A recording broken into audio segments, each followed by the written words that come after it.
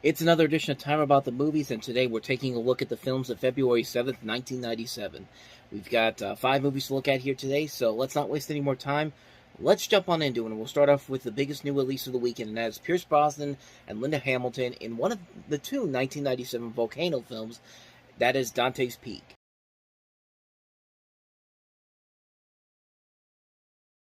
Now, Dante's Peak is not a good movie, but then again, neither is Volcano. I mean, most of these disaster movies that were coming out around this time were not really all that great. There's been a couple of exceptions where they've been good movies, like I talked about Daylight a couple weeks ago, and this movie, it's not very good, and you can kind of see what it is when you actually watch the movie.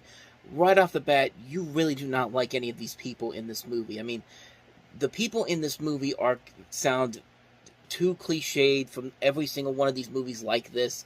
I mean, this town is so up its own ass at the beginning of the film. It's just like, it's the perfect place to live in, where nothing will ever go wrong. There's literally points where they literally say stuff like, nothing can ever go wrong in this town, and then, sure enough, whenever they actually have something that goes completely wrong, everyone's all surprised, like, I can't believe everything's gone wrong. It's just like, you think you would have it. There's the reason why they brought in these people from the United States Geological Service to come in and tell you that, hey, maybe you should start thinking about putting an evacuation plan together to get everybody out of here. And it's just like, no, you're talking out of your ass. Nothing's ever going to go wrong here. And then, yeah, it's that kind of. It's the dialogue in this movie is terrible. You do not like any of these characters whatsoever, and you just kind of expect that when this volcano eventually will erupt, it will take out every single thing in this entire town, because really they deserve it, honestly. Like, I never had a connection with any of these characters. It's not the adult characters, not the kid characters. Like, no, everybody in this town was so up their own ass in this movie that when this volcano finally erupted and the things, all hell broke loose, I was just like, finally, please just eradicate every single one of these people for good. It's just like, but so yeah, I'm not a big fan of this movie, but I will say, compared to Volcano, when the volcano does erupt, looks pretty cool. Like, it still looks pretty cool after all these years, and it's mostly because you could tell that they used a lot of practical effects in here. Again, this is back when CG wasn't usually the norm, where you can just use it on every single movie you put it in. But yeah, once the volcano erupts and you see all these practical effects coming together, like, it just looks so cool, and it still looks cool after all these years later. Like, when this volcano just blows up and just takes out this entire town, you feel the authenticity. Like, this does not look like something that's completely CG. It looks completely fake. No, this looks like it could actually happen with the practical effects. As you could tell, it's a miniature town, but you know what? It's there. You could feel it, and really, as bad as this movie is, I can at least say that when the town gets affected by this volcano, it feels like it's actually happening. Like, I got to give this movie a lot of props for that. The movie itself may not be all that great, but that's just amazing what they were able the effects in this movie still hold up after all these years. I mean, it's just still amazing to watch after all these years, and I got to give the movie its proper credits for that. They did a great job on that. If they only had better characters and a better story and didn't just fall into typical disaster movie tropes, like, this movie could have been really incredible. But like I said, as far as the visual effects go, they are still pretty good. They still hold up after all these years. So I'd say if you want to see this movie, I'd say watch these clips online. You don't really need to see the whole movie itself, because honestly, the whole movie itself is not that great. But when the town erupts, that's when the fun factor comes into this. And unlike Volcano, which came out a couple months later, the effect is this movie makes those scenes worth it. And Volcano, it just didn't work. And we'll eventually talk about that when we get to Volcano in a couple months. So yeah, Dante's Peak is not a great film, but man, when the volcano erupts, that's when the fun factor comes into play. It's watch those clips online. You don't really need to see the whole movie to really appreciate it for the visuals alone. So with that said, let's move on to the next movie, and that is Fran Drescher from The Nanny with Timothy Dalton in The Beautician and the Beast.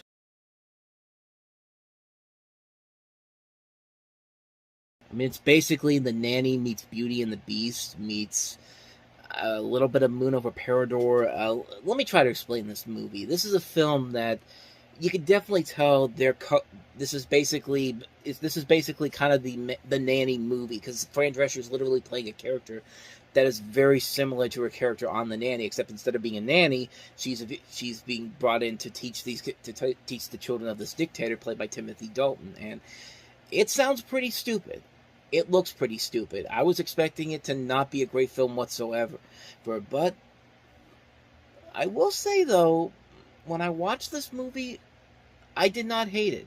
Far from it. I actually did kind of enjoy it. Like, I thought it's a predictable romantic comedy. You can kind of tell what's going to happen. It's like a parody of, besides Beauty and the Beast, you also have parody of The King and I, Evita, and The Sound of Music. That's all in this movie. I mean, it starts off with it's literally like The Nanny. It starts off with an animated opening that feels kind of pointless, but I don't know. I thought it was kind of amusing, but the film itself is kind of amusing. That's probably the best way to describe it.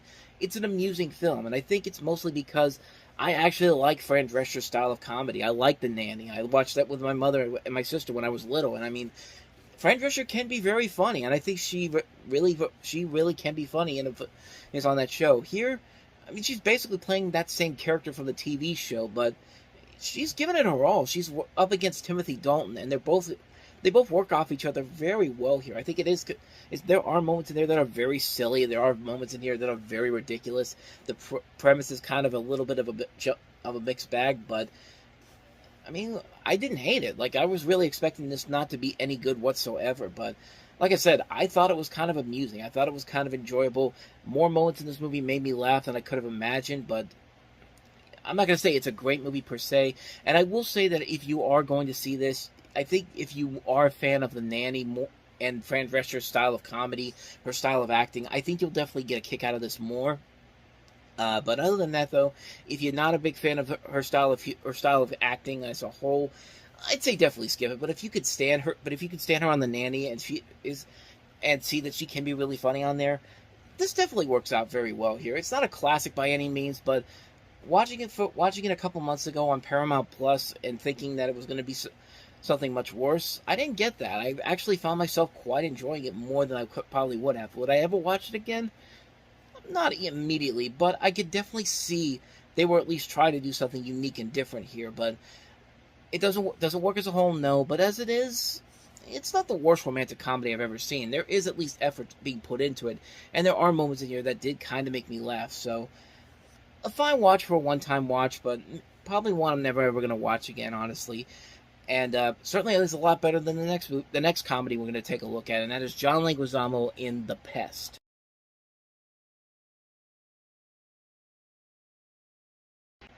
I think you got the whole idea of what this movie is. It's just John Leguizamo being extremely annoying for an hour and a half. An hour and a half. And this comes to us from the Bubble Factory, the same company that brought us Flipper. And looking at their movies that they have made some pretty bad movies. I mean, you have stuff like That Old Feeling, McHale's Navy, A Simple Wish, For Richer or Poorer, Slapping in the Stinkers. I mean, that's just from the first 3 years of this company alone. This is from the former head of Universal Studios, Sid Sheinberg, and his wife, Lorraine Gary, from the Jaws movies, and who actually came up with the name of the company for it. But when you see the movies that they put together, not a single one of them is memorable. Not a single one of these movies has any longevity to them.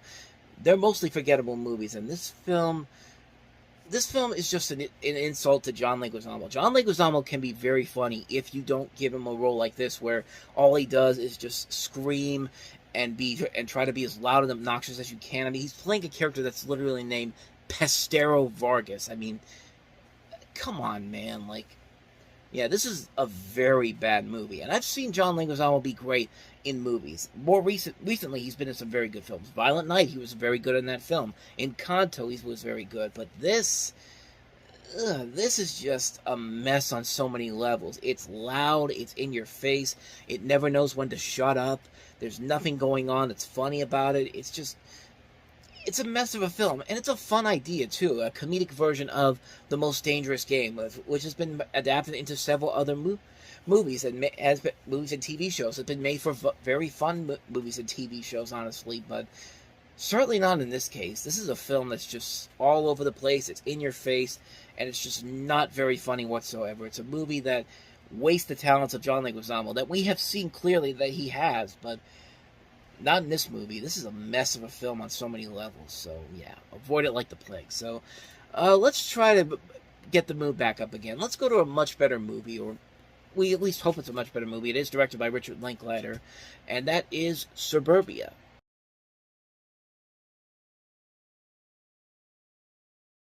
So this is based off of a play by Eric Bogosian, best known for his work in talk radio. We already looked at that movie way back in the early days of the show. And you basically follow the relationship between a few young adults as they spend time standing on the corner outside of a local convenience store. So, in a way, it's kind of a mix between Linklater's own Dazed and Confused while also adding in a little bit of Kevin Smith's Clerks. I mean, and it's got a decent cast to it. Nicky Katt, Parker Posey, Giovanni Ribisi, Steve Zahn. But as far as the movie itself goes, it's definitely a step down compared to some of Richard Linklater's other works. I mean, he had just done Slacker, Dazed and Confused, Before Sunrise. This was the first real disappointment from him. It's not a bad movie per se, but you have two very different styles here. The style of director Richard Linklater and the writing of Eric Bogosian, which if you've seen talk radio, you know the style that he has for this. And these two styles just really don't mix together very well here. And I think that's a real shame to the film because there is actually some promise to it. There are some moments in there where you can actually see a lot of enjoyment coming out of it. But other than that, though, it's a very lackluster film, especially for a director like Richard Linklater. You expect a lot more from him, but as far as this movie goes, it's largely forgettable. It's one of Linklater's lesser films.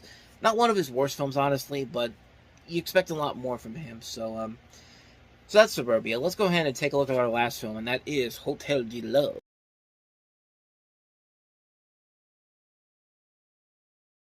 So the premise of Hotel de Love is fraternal twin brothers meet a childhood crush at a rundown hotel. They rediscover their love as they renew their competition for her affection. The woman in here is played by Saffron Burrows, who you've seen in a number of movies, including The Bank Job, Reign Over Me, Troy, Deep Blue Sea. She's been on Agents of S.H.I.E.L.D. Mozart in the Jungle. She's been in a lot of stuff, but the other guys are played. The two brothers are played by Aidan Young and Simon Bissell. This is written and directed by Craig Rosenberg, and I don't know anything else about this movie. Honestly, I've never even heard of it, but I mean, it looks like a fun little romantic comedy. It's nothing that I really need to rush out and see, at least from my first glance at it, but it definitely could be something interesting, could be promising, but like I said, nothing that really makes me want to rush out and see it, honestly. That's pretty much all I got for you on that one, Hotel de Love. So with that said, that's going to wrap up another edition of Time About the Movies. We've got 5 movies to look at on Valentine's weekend 1997, including Clint Eastwood's latest film, Absolute Power, the latest installment of the Vacation series, Vegas Vacation, Salma Hayek and Matthew Perry in Fools Rush In, Disney's remake of That Darn Cat, and also Touch. So 5 movies to look at next time.